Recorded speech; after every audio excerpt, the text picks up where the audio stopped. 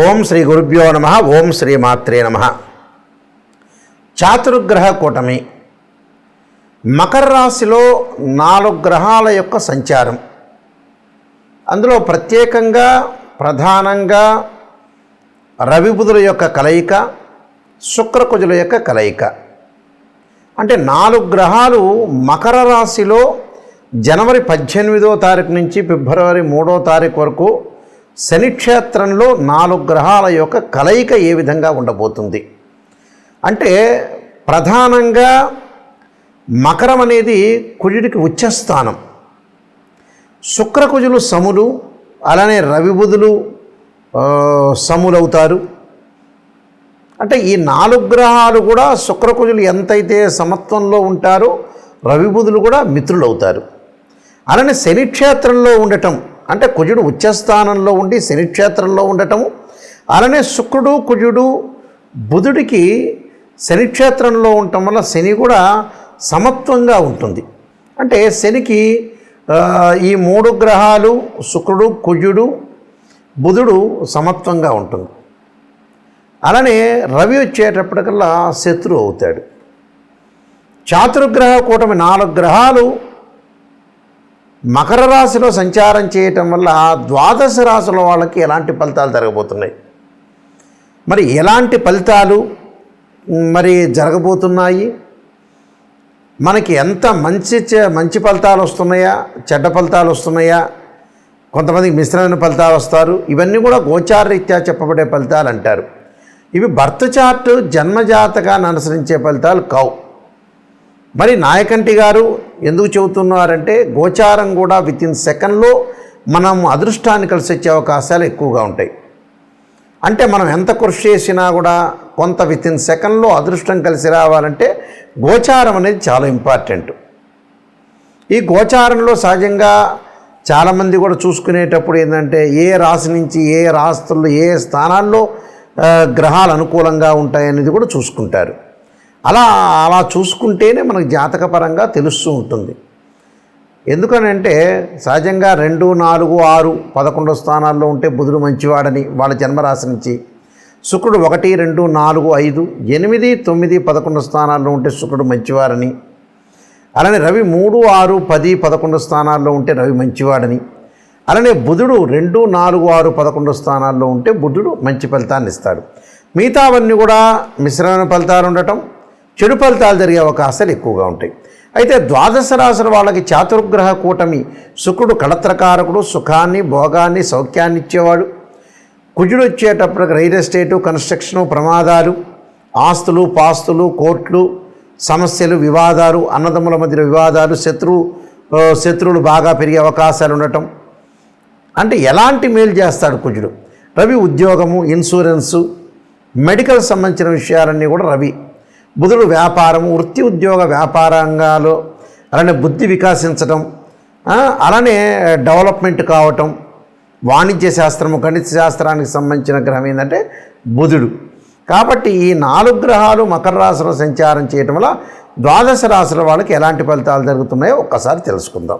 కుంభరాశి వారికి చాతుర్గ్రహ కూటం వల్ల ఏ విధంగా జరగబోతుంది అంటే, మకర రాశిలో శుక్రుడు కుజుడు రవి బుధుల యొక్క సంచారం జరగటం వల్ల ద్వాదశ స్థానంలో ద్వాదశంలో అన్ని గ్రహాలు ఉండటం అనేది కూడా వాస్తవంగా మంచిది కాదు. అలానే ఆందోళన చెందాల్సిన పని లేదు.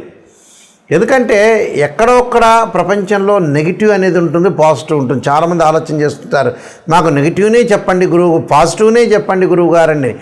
ఎప్పటికి కూడా సాధ్యం కాని పని అది, నిజం అనేది నిప్పు లాంటిది. అయితే 12వ స్థానంలో శుక్రుడు రవి బుధుడు కుజుడు వల్ల, శుక్రుడు వల్ల వివాహాది శుభ కార్యక్రమాల్లో కొంత ఆలస్యం జరగటం ఒకటి, వాహనాలు కొనుగోలు చేయాలంటారు కొనుగోలు చేయలేకపోవటం, బుధుడు వల్ల నూతన వ్యాపారాలు చేయాలనుకుంటే కొంత వ్యాపారాలు ఆగిపోవటం. అలానే ఈ 4 గ్రహాల యొక్క కంజంక్షన్ వల్ల ధనలాభం అయితే కలుగుతుంది. ఆకస్మికంగా ధనలాభం అంటే కోర్టు సమస్యలు వస్తాయి, కొంత పిత్రార్జితం బాగా కలిసి రావటం, అలానే పిత్రార్జితంతో పాటు అనుకున్న పనులన్నీ కూడా కొంత ఆలస్యం జరుగుతున్నా ముందుకు వెళ్ళే అవకాశాలు ఎక్కువ ఉంటాయి.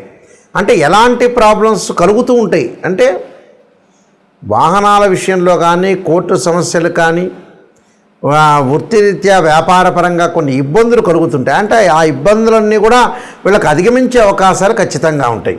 కాబట్టి ఎలాంటి ఆందోళన చెందాల్సిన పని లేదు.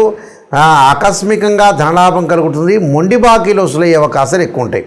కాబట్టి సుఖంగా సంతోషంగా ఉంటారు. కానీ బట్ మానసికంగా కొంత ఆందోళన చెందకుండా చూసుకోవటం వల్ల కూడా మీకు మంచి జరిగే అవకాశాలు ఉంటాయి. నేను కొన్ని పరిహారాలు చెప్పొచ్చును, ఆ పరిహారాలు పాటించండి, మీకు మంచి జరిగే అవకాశం ఖచ్చితంగా ఉంటుంది. శుక్రుడు సుఖానికి, భోగానికి, సౌఖ్యానికి, వివాహానికి కళత్రకారకుడు. సప్తమ భావకారకుడు ఎవరు అంటే శుక్రుడే. శుక్రగ్రహం ఏ విధంగా ఉండబోతుంది, శుక్రుడు వల్ల మంచి జరుగుతుందా చెడు జరుగుతుందా అనేది శుక్రుడు కళత్రం అంటే వివాహాన్ని ఇచ్చేవాడు శుక్రుడు. కాబట్టి ఎవరికైనా సరే శుక్రదోషం అనేది ఉండకూడదు. అది బర్త్ చార్ట్ జన్మ లగ్నాన్ని అనుసరించి శుక్రదోషం ఉండకూడదు.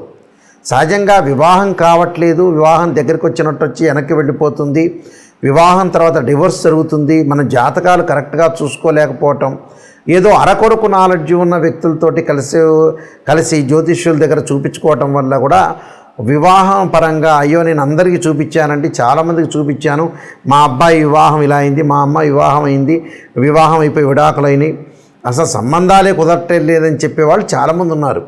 ఎందుకంటే జ్యోతిష్యులది కాదు, మీరు సరైన జ్యోతిష్యుని ఎంచుకోవాలి. శుక్రుడు ఏంటంటే వివాహకారకుడు. ఎప్పుడూ కూడా శుక్రుడు 6, 8, 12 స్థానాల్లో ఉండకూడదు. శుక్రుడు అశ్విని, మఖ, మూల, ఆరుద్ర, స్వాతి, శతభిషము, అలానే ప్రత్యేకంగా పుష్యమి, అనురాధ, ఉత్తరాభాద్ర నక్షత్రంలో ఉండకూడదు. మృగశిర, చిత్త, ధనిష్ట నక్షత్రంలో ఉండకూడదు.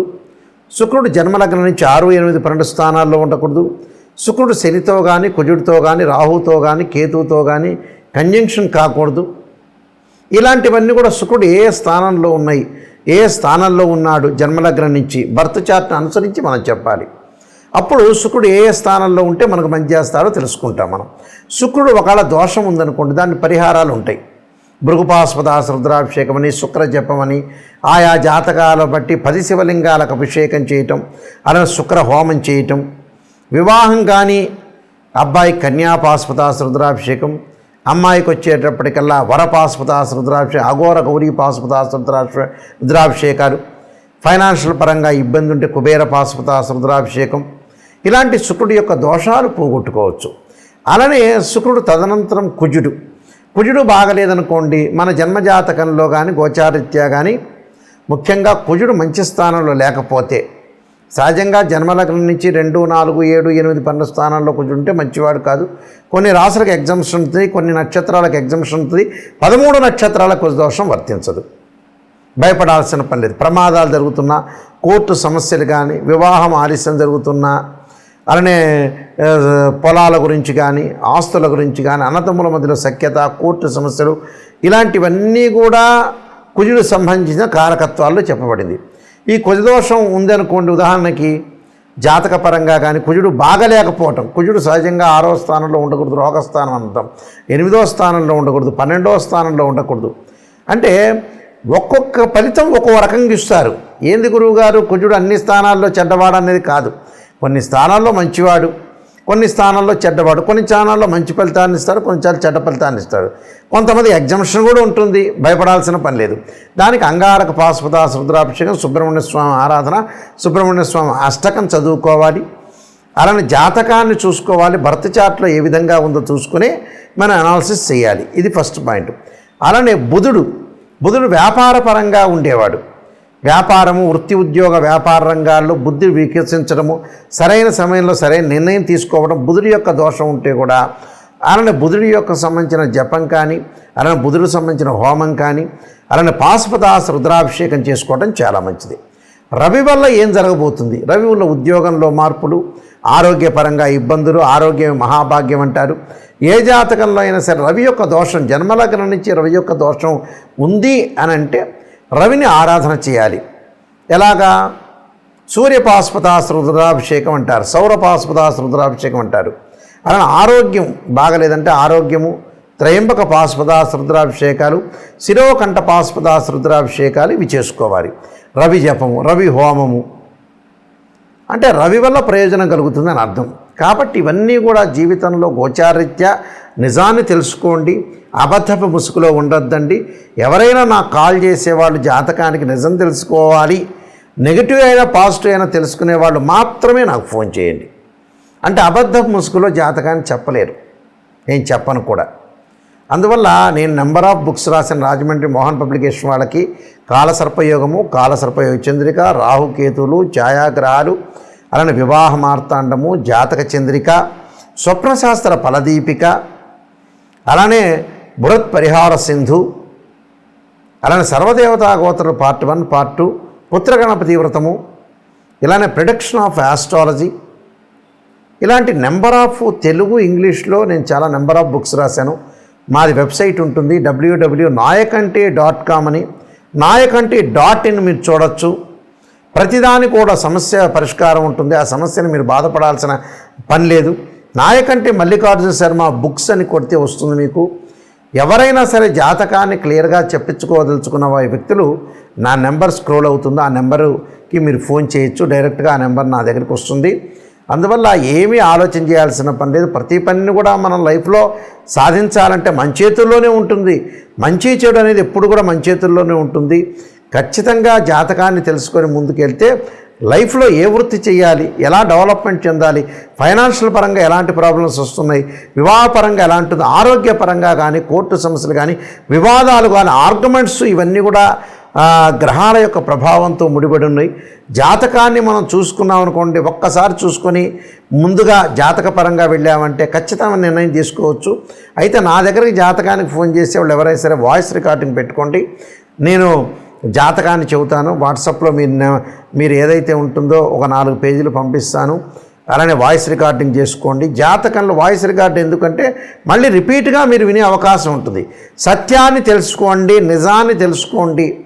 నిజాన్ని తెలుసుకునే ఎవరైతే ఉంటారో వాళ్ళు నాకు కాంటాక్ట్ చేయండి, నేను అన్నీ క్లియర్గా ఓపెన్గా చెబుతాను. దానికి పరిహారాలు, రెమెడీస్ కూడా శాస్త్రీయమైన పరిహారాలు చెప్పడానికి ఖచ్చితమైన అవకాశం అనేది ఉంటుంది.